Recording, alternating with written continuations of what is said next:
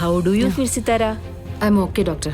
Blood കുറച്ച് അധികം നഷ്ടപ്പെട്ടിരുന്നു, അതുകൊണ്ടാണ് മയക്കത്തിൽ നിന്ന് ഉണരാൻ താമസിച്ചത്.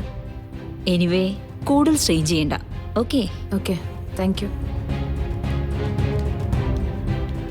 അമ്മേ ഓക്കെ അല്ലേ?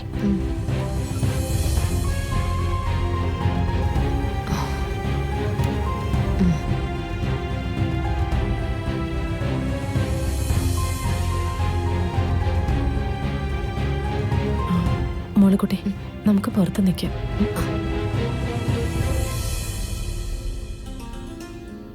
കഴിക്കാൻ എന്തേലും വേണോ? വേണ്ട മോളെ, വേണ്ടേ? വേണ്ട.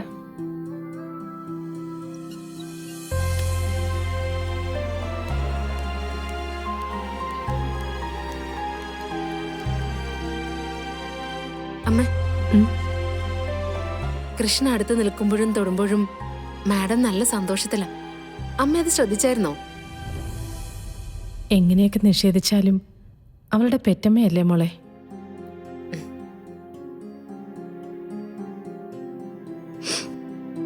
ഞാൻ ഇറക്കി വിട്ടത് നിന്നോടുള്ള ദേഷ്യം കൊണ്ടല്ല കേട്ടോ. അറിയാം, പക്ഷേ എനിക്കറിയാവുന്ന അമ്മ പാവ. നീ അറിയാത്ത ഒരുപാട് കാര്യങ്ങളുണ്ട്, ഞാൻ അനുഭവിച്ച കാര്യങ്ങൾ. അതൊന്നും ഇപ്പൊ പറഞ്ഞിട്ട് പ്രയോജനമില്ല.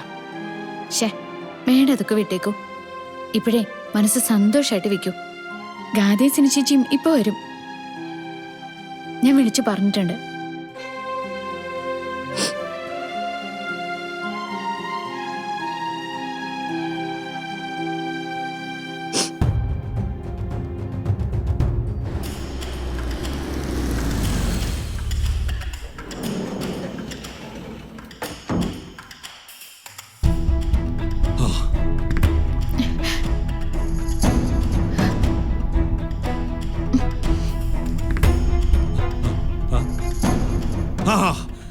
അങ്ങനെ രണ്ടാമത്തെ കഥയെത്തി.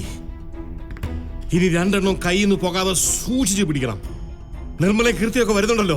ആഹാ, വരട്ടെ വരട്ടെ. രണ്ടെണ്ണത്തിന് ഇന്ന് കൈയോടെ പൊക്കണം. ആ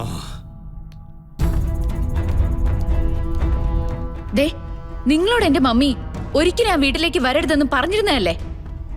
പിന്നെ എന്തിനാ അവിടെ വന്നേ? ഇവളെയും കൂട്ടി നിങ്ങൾ അങ്ങോട്ട് വന്നത് എന്റെ മമ്മിയെ മനഃപൂർവ്വം അപായപ്പെടുത്താനല്ലേ? അകത്ത് ചെന്നാലേ മമ്മി ജീവനോടുണ്ട്. അവരോട് ചെന്ന് ചോദിച്ചു നോക്ക് എന്താ സംഭവിച്ചെന്ന്. ദേ, ചോദിക്കും. എന്നിട്ട് നിങ്ങൾ എന്തേലും ചെയ്താണെന്ന് എന്റെ മമ്മി പറഞ്ഞാലുണ്ടല്ലോ, ഒരൊറ്റൊരെണ്ണം ജീവനോട് ഹോസ്പിറ്റലിൽ വിട്ട് പോവില്ല. പിന്നെ കാലിന്റെ ഭാര്യയല്ലേ നീ. ഞങ്ങൾ ഇവിടെ വന്നിട്ടുണ്ടെങ്കിലേ തിരിച്ചു പോവാനും അറിയാം. ഒന്ന് പോവണേ. ദേ, എന്റെ മമ്മിയെ ചതിച്ചവളാ നിങ്ങള്. ഇപ്പോഴും മമ്മിയുടെ പുറകെ നടക്കുന്നതേ എന്റെ മമ്മിയെ ചതിക്കാൻ വേണ്ടി തന്നെയാ. പക്ഷെ സിത്താര ശ്രീനിവാസ് ക്ഷമിച്ച അത്രയും ഗാഥ ശ്രീനിവാസ് ക്ഷമിക്കില്ല. മനസ്സിലായോ? മാഡം, അകത്തേക്ക് പോവാം, വാ.